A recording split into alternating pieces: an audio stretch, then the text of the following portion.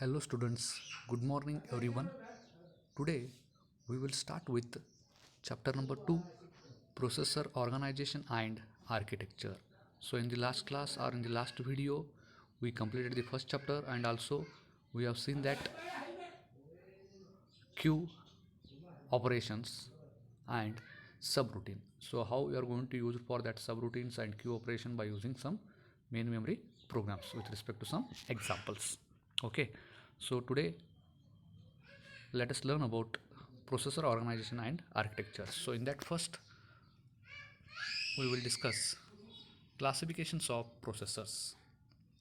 First one is the categorized by memory organization. Second one is the categorized by instruction type. Okay, so again it is divided into two types in categorized by memory organization. First one von Neumann architecture and second one Harvard architecture. And second type, main type, is categorized by instruction type, that is the CISC and RISC. So that CISC stands for complex instruction set computer and RISC stands for reduced instruction set computer. So already we have seen that in the first chapter what are the features of or difference between CISC and RISC. Okay, so first we will move on to the basic concept of processors in architecture. So in that first one is the von Neumann model. So in 1946, John von Neumann and his colleagues began the design of new stored program computer referred to as the IAS. In 1946, John von Neumann and his colleagues began the design of new stored program computer referred to as the IAS, that stands for Institute for Advanced Study Computer. So again, so in that stores the program and data in same memory. It was designed to overcome the limitation of previous ENIAC computer. It was designed to overcome the limitation of the previous ENIAC computer. So it was designed to overcome the limitation of previous ENIAC computer. The limitation of the ENIAC computer, the task of entering and altering programs for the ENIAC was extremely tedious. So what is the long form of that ENIAC? Electronic numerical integrated and computer. Electronic numerical integrated and computer. So that is the long form of ENIAC. Okay, so next, that structure of IS computer in processor. So Institute for Advanced Study. So this is the diagram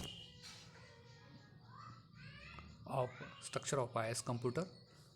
You have seen also in basic computer fundamentals of pins of input, output, and also the architecture diagram of computers. Okay, so first one is the main memory, and also you are having what arithmetic logic unit, program control unit, that is the CC, and input output equipment, and you are having what central processing unit, that is the CPU. So this is the basic structure of what, again, the computer fundamentals.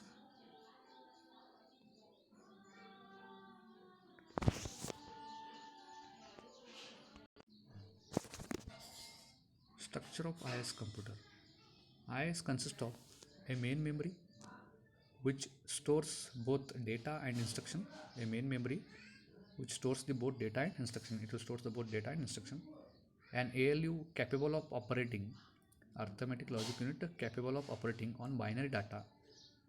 A control unit which interprets the instruction in memory and causes them to be executed. You have to execute, you need what? Control unit which interprets the instruction in memory and causes them to be executed.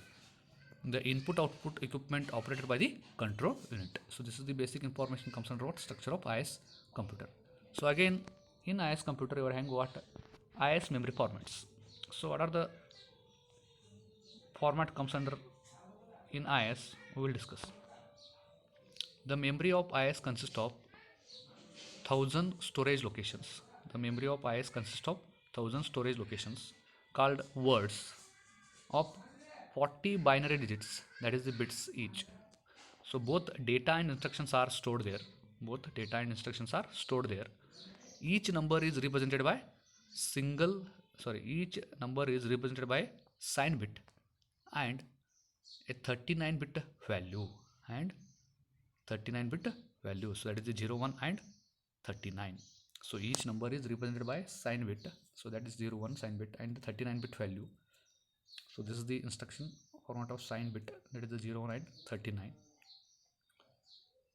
A word may also contain two 20-bit instructions. Two 20-bit instruction with each instruction consisting of an 8-bit operation. 8-bit operations code or opcode specifying the operation to be performed, and 12-bit address designating one of the words in a memory. So that is the left and right instruction. You can observe opcode, address, opcode and address. Okay, already you can use word that is maybe also contain the two 20-bit instructions with each instruction consisting of a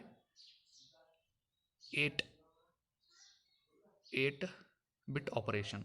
Okay,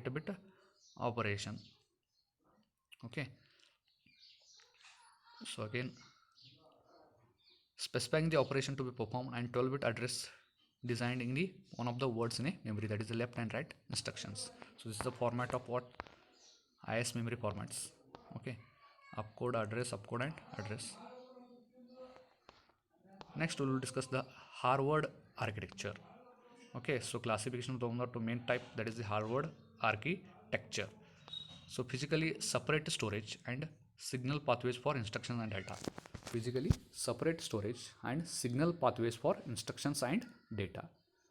Originated from the Harvard Mark I relay-based computer which stored instruction on punched tape, that is the 20 bits wide, and data in electromechanical counters. In some systems, instructions can be stored in read-only memory, while the data memory generally requires read-write memory. Okay, so in some systems you have to use for what some instruction, if you want to store that one, you can use the ROM, that is the read-only memory, while data memory generally requires what read-write memory, that is a random access memory, that is a read-write memory. In some systems there is a much more instructions memory than data memory, so you have to use it in MCS51 and MIPS etc. You can use it for that one. So this is the architecture diagram for what Harvard architecture. So you are having what data memory, instruction memory, control and adder, instructions, control, ALU, arithmetic logic unit, data in and out, status and clock. So this is the diagram comes under what Harvard architecture. So first we will discuss register organization, CPU. So CPU must have some working space, that is this temporary storage called registers. A computer system employs the memory hierarchy. At the highest level of the hierarchy, memory is the faster, smaller and more expensive. Within the CPU, there is a set of registers. So inside the CPU, there is a set of register which can be treated as a memory in the highest level of the hierarchy. Next, in register organization,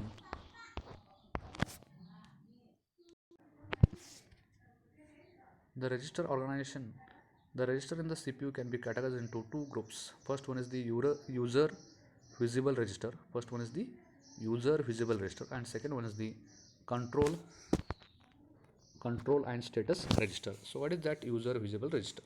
These are enables the machines or assembly language. These are the enables the machines and assembly language programmer to minimize the main memory appearance by optimizing the use of registers. Second one, control and status register. These are used by control unit. To control the operation of the CPU. You can control by using that CPU. Okay, this control unit to control the operation of the CPU. So control registers are used for what? To control the operation of the CPU. And the operating system programs may be also use this privileged mode to control the execution of the program. If you want to control that execution of the program, you have to use that. Operating system programs may also use the privileged mode to control the execution of the program. Second one, user visible registers.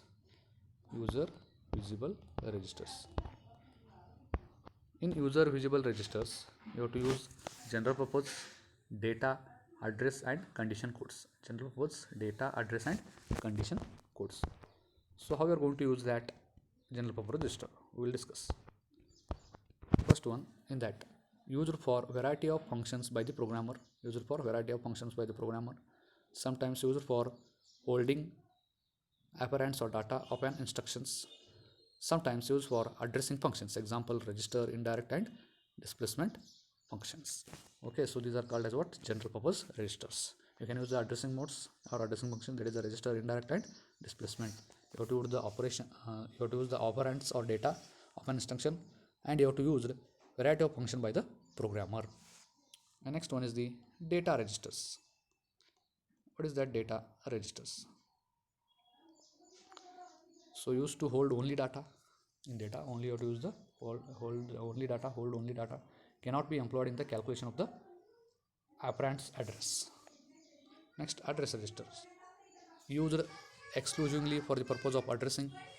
Examples include following: segment pointer, index register, stack pointer. Okay, so what is that first one in address register? First one, segment pointer. In a machine with segment addressing, a segment register holds the address of the base of the segment. There may be multiple registers, one for the code segment and one for the data segment. So again, it is divided for what? You have to use for what? One for code, another for data segment. Index registers. So these are used for index addressing, maybe auto indexer. Index is used for what? Index addressing. You have to use the address of that index and maybe auto indexer. Stack pointer. All you know this comes under what again? In C programming, or it comes under what in microprocessor also. A dedicated register that points to top of the stack, and you have to use the auto increment or auto decrement by using push or pop operation. Already we have discussed in the we have seen in the first chapter of that last point, stack, how we are going to use for what? That stack pointer by using push and pop operation. Next, fourth one is the condition code registers. First one, sets of individual bits. Example, results of last operation was 0. Can be read by programs implicitly. Jump if 0. Cannot be set by programs. Cannot be set by programs. That is usually cannot be set by programs. These are the some features comes under what? Condition codes of registers. Next one, control and status register. 4 registers are essentially 2 instructions, the executions. First one is the program counter. You can call that one as a PC. Contains the address of an instruction to be fetched. Instruction registers contains the instruction of the most recently fetched. IR, you can say. Memory address register, MAR, contains the address of the locations of main memory from where the information has to be fetched or information has to be stored. Means what? You can take one example. In that memory address register, add A comma B. Okay, so if you want to add that one, you need what? 2 values. Okay, so one is for what? 12, another one is for what? 15. So you can add that one. So whatever that value is there, so you can store into some other register in that memory locations. Okay, so whatever that addition is there, you can directly fetch into what? That memory locations. Memory buffer register contains a word of data to be returned to the memory. Contains a word of data to be returned to the memory, or the word most recently read. You can read or you can write to that memory. That is the word. You need what? Word. Memory buffer register. Control and status register. In that, program status word, it is one of the very important register which you are going to use for what? This processor. So first one, condition code bits are collected into one or more register.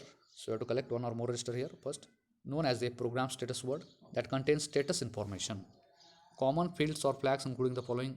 So if you want to use one format, that is a program status word. First one is the sign, contains the sign bit of the result of the last arithmetic operations. 0, set when the result is 0. You have to set that result is 0. Carry, if it is a carry, it comes under that while doing addition.